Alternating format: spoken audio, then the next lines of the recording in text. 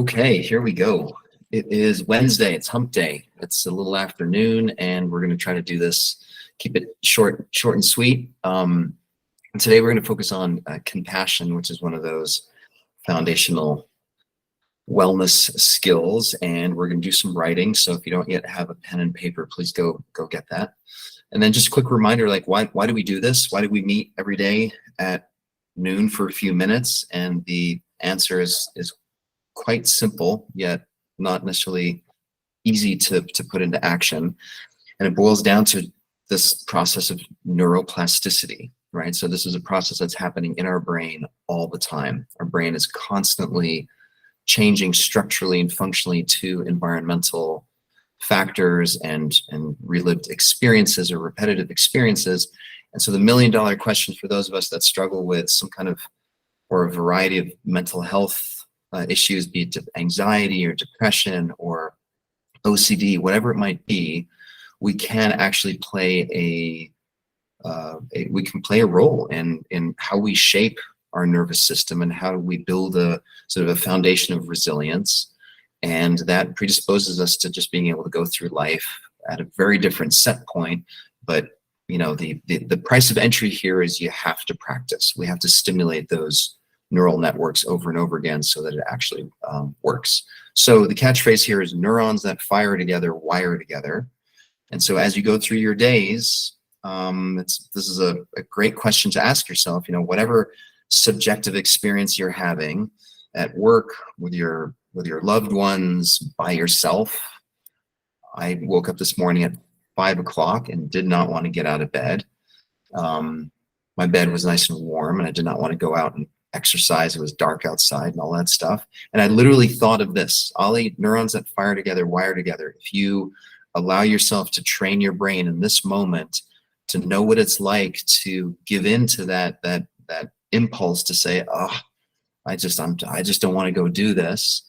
You are basically, you know, you're putting a little coin in the piggy bank account that says, yeah, you don't have to get up. Even when it's hard, even when you don't feel like it, it's okay. Don't do that. And so that really motivated me to get up and say, okay, I'm going to go do this. And the end result was I'm happier for having done it. But again, for me, the clue here was neurons that fire together, wire together. So just be aware of that as you go throughout your day. So one of the neuronal networks that we want to stimulate if we want to feel consistently happy and well is compassion. And that goes both for others as well as ourselves. So quick definition here of compassion: our ability to recognize suffering and to cultivate a sort of a genuine heartfelt desire within ourselves to want to alleviate the suffering because we're recognizing this sense of shared humanity or interconnectedness. So obviously we can have compassion for animals, we can have compassion for other creatures that aren't human, but it's especially relevant for those of us in relationship with others when we see them struggle.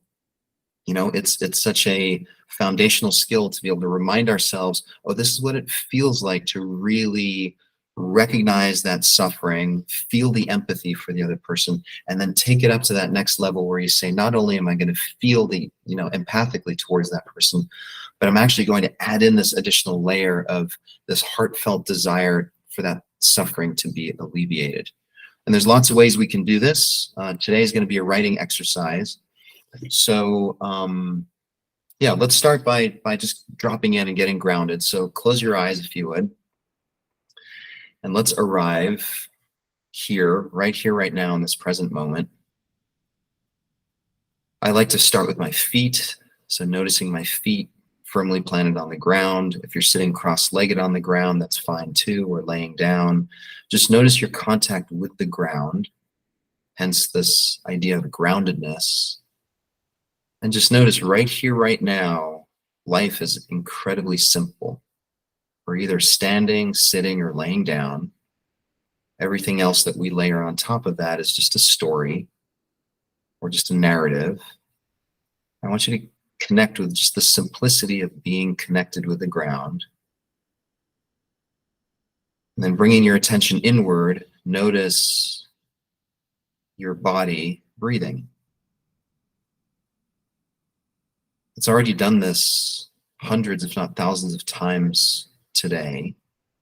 Maybe this is the first time that you're actually noticing that this organism that most of us take for granted is actually doing all kinds of amazing things all on its own. And so just take a moment to bear witness to this magical thing called breath. And noticing all the telltale signs in your body that it's breathing. So cool air in your nostrils, shoulders rising and falling, chest and belly expanding and contracting. And just noticing how there's nothing that you need to do to make any of that work. You're riding shotgun right now, and you're just observing with a sense of wonder as to what's happening.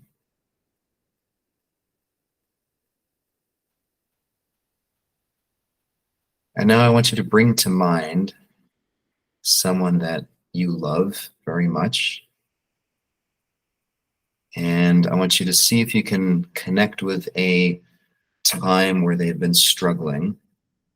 And my recommendation right now is on a scale from 1 to 10, go for like a 5 or a 6, meaning if 10 is the most intense struggle that you can imagine this person has ever experienced, don't connect with that one for right now. And if 1 is, sort of a really somewhat meaningless, mundane bump in the road for them, that may not be intense enough. So think of someone whom you really care about, who is having some kind of a struggle, either in memory or at this time in their life. It's on the scale of like a 5 to 6, so a pretty reasonably intense struggle. And just drop in for a second. Feel that heartfelt compassion towards them.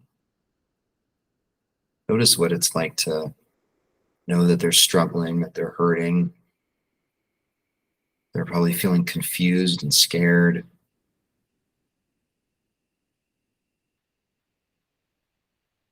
And observe yourself witnessing that.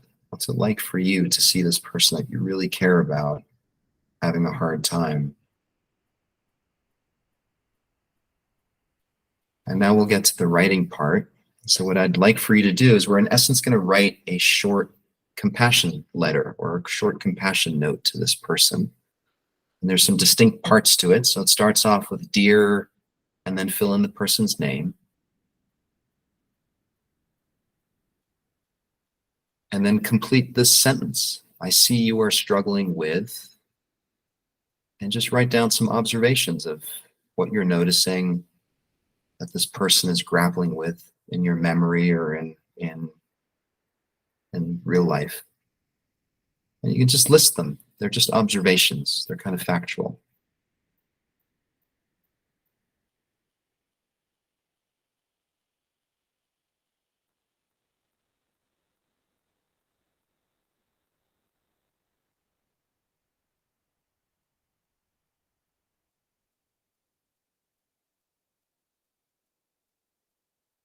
See if you can find 3 to 5 phrases that sort of describe that struggle that they're engaged with.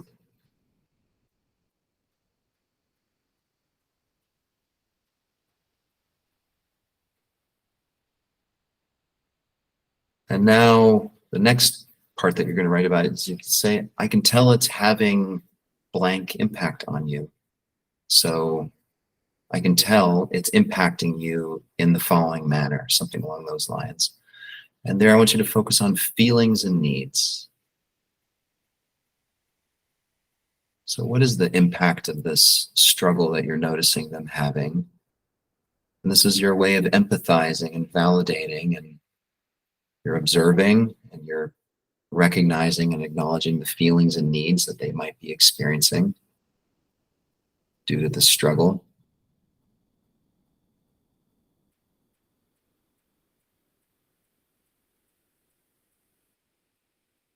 Again, don't overthink it. Just kind of let your pen roll. Whatever comes to mind. It doesn't have to be perfect. This is for your eyes only anyway.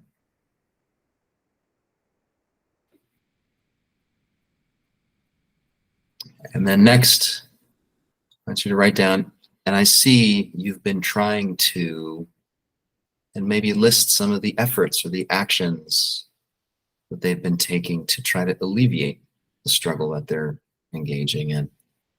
So I see you've been trying to do X, Y, and Z.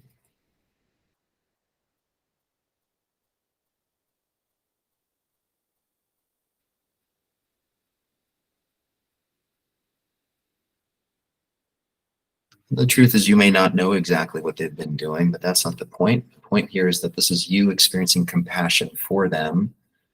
And so you might be guessing at some of these things, these efforts that they're taking to feel better, and that's okay.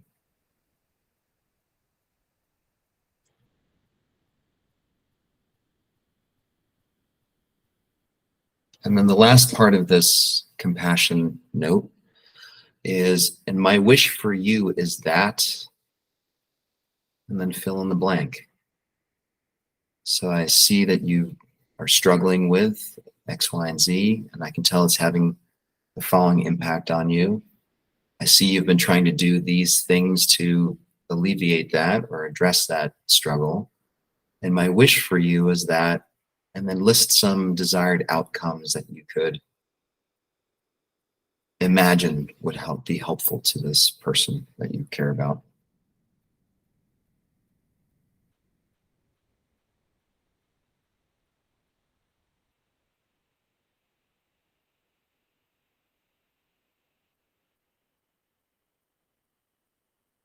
And then if you're at the end of it, to say with love, or I love you, or however you might want to end this note, and then sign it with your name. And now just take a moment, and even if you're not completely finished, remember you can always redo this on your own, but we only have a couple more minutes left. Just read this this note just quietly to yourself.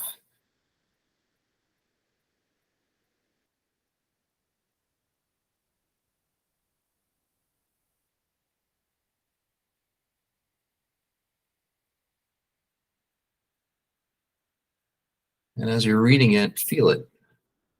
Don't have this just be an intellectual exercise where you're just listing a bunch of things. Actually really feel into the experience and the impact and the, the struggle that they're having as they're trying to figure a way out of this situation that they find themselves in, and especially your wishes for this person. Like really feel it in your belly, in your chest. What do you wish for this person you care about?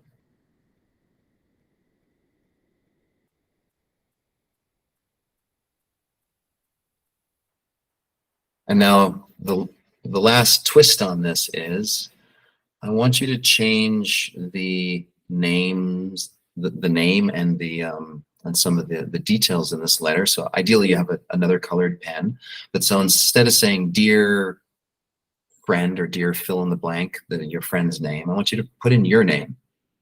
So now you're altering this letter and turning it into something that you're writing to yourself. So dear Mike, dear Delilah, make it personal.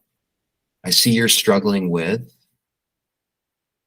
and just see maybe if some of those observations are familiar to you. If not, you can also scratch some of them out and replace them with things that you are in fact struggling with. And I can tell it's having the following impact on you. And again, change those feelings and needs to match what you're going through.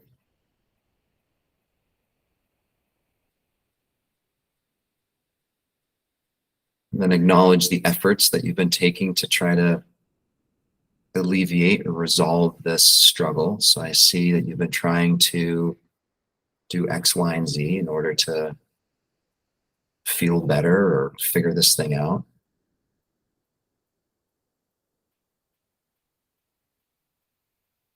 And then lastly, my wish for you is that, and maybe some of those desired outcomes are actually exactly what you need or would wish for yourself. or maybe you need to change some of them.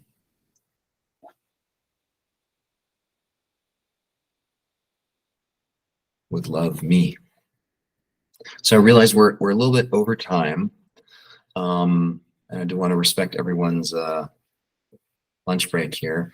So this is a good example of sometimes it's easier for us to relate to, feel for, empathize with, have compassion for people that are other than ourselves, especially people that we care about. So it could be our kids, could be our parents, could be our loved ones. It's different for everyone. And the goal here is to use the simplicity and the ease with which we can feel that, really have that visceral experience for this other person, and to kind of capture it, to codify it. And then, this little twist at the end is to remember that self-compassion is one of these foundational skills that, that pretty much everyone I know could benefit from spending some more and more time there. And so there's just this really simple little trick. Maybe it works for you, maybe it doesn't, but swap out the name, put your own name in there, and then see to what extent your capacity to have compassion for this person that you love translates into something that's meaningful for you. And my guess is there's probably some interesting nugget or two, or some piece of learning that you might look at and say, aha, there it is. This is some good advice, or this is some good empathy or compassion that I could probably use for myself. Okay, so I hope that was helpful. Just a twist on compassion. I'm going to stick around for some Q&A for a bit, or if anyone wants to have even a group discussion about what came up for them, how this worked, I'm happy to stick around and do that. Otherwise, see you tomorrow for, let's see, Thursday is we'll do a gratitude practice, and I'll see you at the same time, same place at 12 o'clock tomorrow.